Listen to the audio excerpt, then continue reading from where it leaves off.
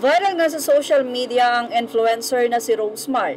Ito'y matapos nga niya na tila magbigay ng opinyon at tila depensahan ang magkasintahang Carlos Yulo at itong si Chloe San Jose. Hindi naman kasi lingid sa marami na may issue sa mga netizen ang nasabi nga pong girlfriend ni Carlos Yulo na iniisip ng mga netizen na inilalayo ni Chloe si Carlos sa pamilya nito.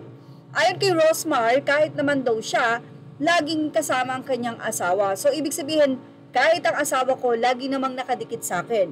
Kaya naman ang mga netizen ay napareact dito at tinuruan o inadvisean si Rosemar dahil napakalaki daw ng diferensya. Si Rosemar at ang kanyang asawa ay mag-asawa. Pero itong si Carlos Yulo at itong si Chloe ay magkasintahan pa lamang. Kaya naman hindi daw nito pwedeng ihambing ang kanilang relasyon. Samantala, napakarami namang mga netizen ang pumuri sa mga kapatid ni Carlos Yulo na si Eldrew at Eliza Yulo. Dahil napaka-mature daw mag-isip ng mga batang ito.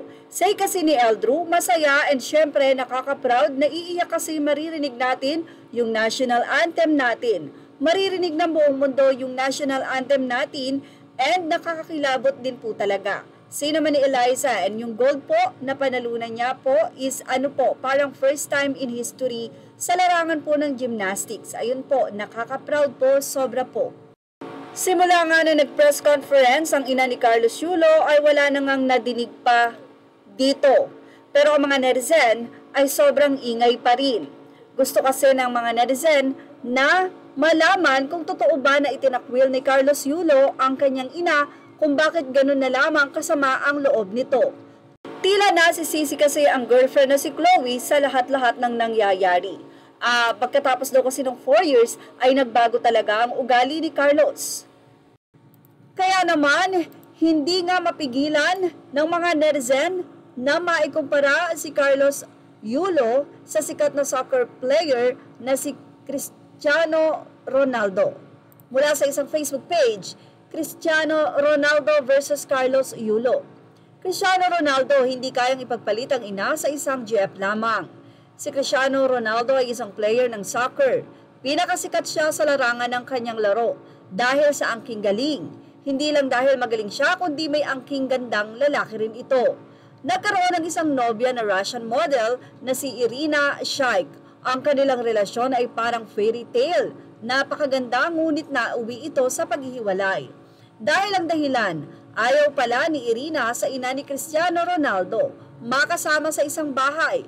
Gusto itong ipabukod ngunit ayaw ni Cristiano Ronaldo na humiwalay sa kanyang ina dahil ang kanyang ina ang dahilan kung bakit may Cristiano Ronaldo sa larangan ng soccer na sport. Naghihirap ang kanyang ina para makabili ng soccer shoes na maisusuot si Cristiano sa laro. Kaya nang gano'n ang kanyang reason, bakit ayaw na ihiwalay ang kanyang ina na kasama sa kanyang tagumpay. Kaya iniwan siya ni Irina Shayk.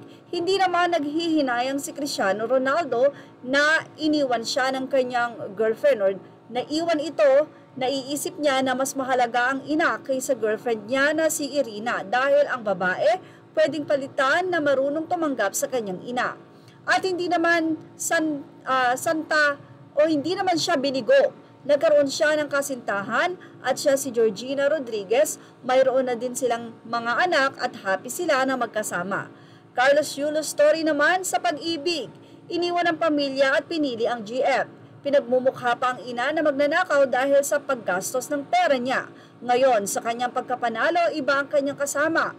At yan palang ang nakamit niya. Kung iisipin, wala pa sa kalingkingan ng kanyang nakamit kaysa kay Cristiano Ronaldo, pero iba talaga mag-isip si Carlos Yulo. Anyway, mahirap manghusga kung ano ba ang naranasan ni Carlos Yulo sa kanyang pamilya, bakit ganun na lamang. Maaring si Ronaldo ay sobrang minahal ng kanyang ina, kaya naman ganun din ang kanyang itinatrato rito. Pero ganun pa man, sabi nga ng mga netizen, ang magulang ay magulang. Kung sakasakali man na ang hinanakit lang ni Carlos Yulo ay dahil maybe na burnout siya, nagsawa dahil lahat ganito, siguro gastos niya, hindi natin alam kung ano talaga yung pangyayari. Pero ganun pa man, sabi nga nila, ang magulang ay magulang.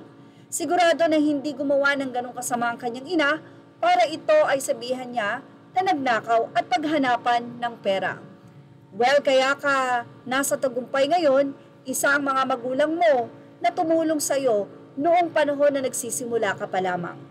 Yan ang ating Showbiz Now update. Images are all credit to the rightful owners. Thank you for watching Showbiz Now.